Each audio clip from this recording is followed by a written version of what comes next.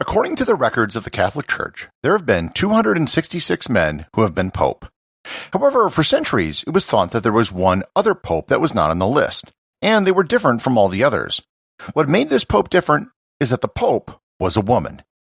Learn more about the legend of Pope Joan, both the fact and the fiction, on this episode of Everything Everywhere Daily.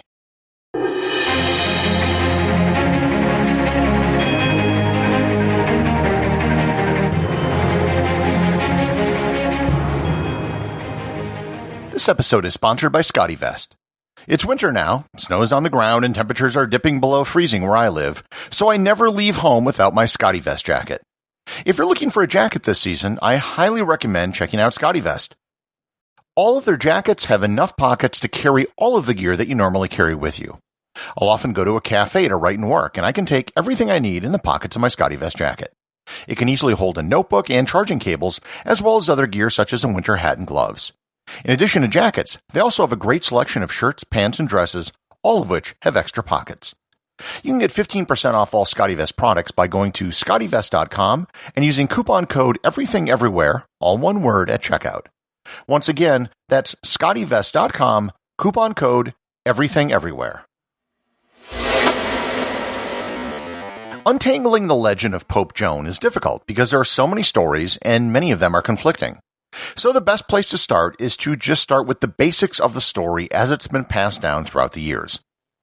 Sometime in the Middle Ages, could have been in the 9th century or possibly the 10th or 11th century, there was a girl born in England by the name of Joan, or Joanne, or Joanna. However the story is told, it's always a feminine version of the name John.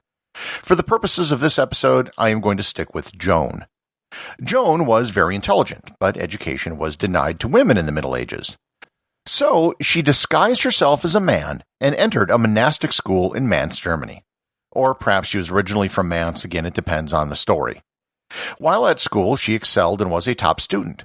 She learned Latin and Greek as well as the other liberal arts, which was at the core of an education in the Middle Ages. She eventually kept with the ruse of being a man and became a priest and worked her way up the church hierarchy. She may or may not have been involved with a man and followed him to Rome. While in Rome, she became a highly respected teacher, and during a papal conclave, she was chosen as pope. The entire time, she had hidden the fact that she was a woman, and everyone thought she was a man. Her papacy supposedly lasted for 2 years and 7 months. Her ruse was eventually discovered one day during a procession from St. Peter's to St. John's Lateran, when she gave birth in front of everyone in Rome. Or she gave birth while trying to mount a horse. It depends on the story. Either the public stoned her to death upon the discovery, or she died in childbirth. Either way, the Catholic Church supposedly covered up the existence of Pope Joan and denies she was ever a pope to this day. For several centuries, this story was accepted as fact in much of the Catholic world. There were many authors who spoke of it as matter-of-factly, and the cathedral in Siena, Italy even had a statue of Pope Joan alongside statues of other popes. The statue, however, was ordered taken down by the sitting pope in the year 1601. So, the big question is, where did this story come from, and exactly how true is it? The first mention of a female pope occurred sometime around the year 1250. It was mentioned by a Dominican friar by the name of Jean de Mailly, who lived in Metz, France. He wrote a book called the Chronica Universalis Metnis. In it, he wrote the following, quote, "Concerning a certain pope, or rather female pope, who is not set down in the list of popes or bishops of Rome because she was a woman, who disguised herself as a man and became, by her character and talents, a curial secretary, then a cardinal, and finally pope. One day, while mounting a horse, she gave birth to a child. Immediately, by Roman justice, she was bound by the feet to the horse's tail and dragged and stoned by the people for half a league. And where she died, there she was buried. And at the place it is written, Petre pater patrum, papice protio patrum, which means, O Peter, father of fathers, betray the childbearing woman pope." End quote. The events which he described supposedly took place around the year 1099, a full 150 years before he wrote it.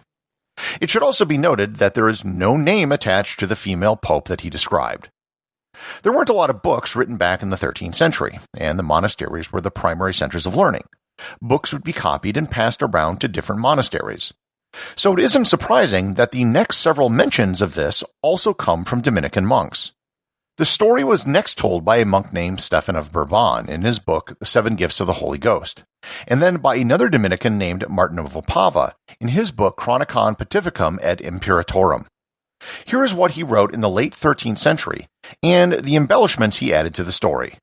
Quote, John Anglicus, born in Mance, was a pope for 2 years, 7 months, and 4 days, and died in Rome, after which there was a vacancy in the papacy of 1 month. It is claimed that this John was a woman, who as a girl who had been led to Athens dressed in the clothes of a man by a certain lover of hers. There she became proficient in a diversity of branches of knowledge until she had no equal, and afterwards in Rome she taught the liberal arts and had great masters amongst her students and audience. A high opinion of her life and learning arose in the city, and she was chosen for pope. While pope, however, she became pregnant by her companion.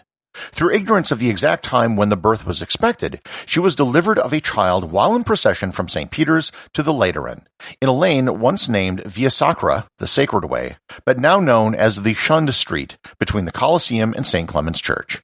End quote. In this telling of the story, the Pope now has a name, her demise becomes different, and there are more details. In particular, he says that the Pope was John VIII, which would have put it in the 9th century, sometime around the year 882, almost a full 200 years before the original story.